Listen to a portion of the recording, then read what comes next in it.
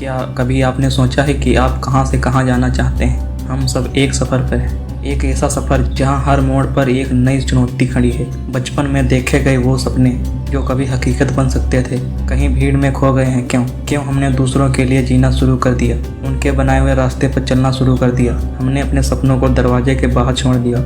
हम भूल गए कि सबसे बड़ी जीत खुद पर होती है। सबसे बड़ी लड़ाई किसी और से नहीं, बल्कि अपनी कमियों और डर से होती है। हारना बुरा नहीं है, लेकिन हार मान लेना सबसे बुरा है। जब लगता है कि सब कुछ खत्म हो गया, जब लगता है कि अब कोई रास्ता नहीं, तब एक बार अपनी आंखों में झांको। वो जो आग अपने बचपन में देखी थी, वो अभी भी जिंदा है। वो बस थोड़ी दब गई है, उसे फिर से जलाओ। आपका सफ़र आपकी कहानी है, इसे कोई और नहीं लिख सकता। आज से अपने सपनों के लिए जियो, अपने सपनों के लिए लड़ो। याद रखो, आपकी कीमत वही है जो आप खुद को देते हैं। हर सुबह उठकर खुद से कहो, मैं गिरूंगा लेकिन उठूंगा, मैं करूंगा लेकिन सीखूंगा, और मैं तब तक नहीं रुकूंगा जब तक जीत नहीं जाता।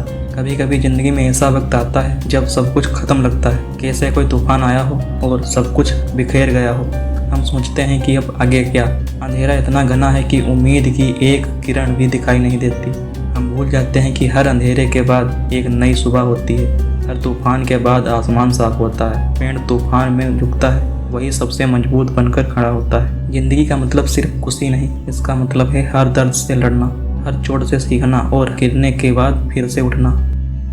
दर्द आपको कमज़ोर नहीं बल्कि मजबूत बनाता है। यह आपको सिखाता है कि आप कितने ताकतवर हो। जब जिंदगी आपको ज़मीन पर पटक दे, तो वहाँ से एक मुट्ठी मिट्टी उठाओ और उससे अपने सपनों की बुनियाद बनाओ। ये मत सोचो कि तुम अकेले हो, सोचो कि तुम खुद के लिए काफ़ी हो। तुम्हारा सबसे बड़ा सहारा तुम खुद हो।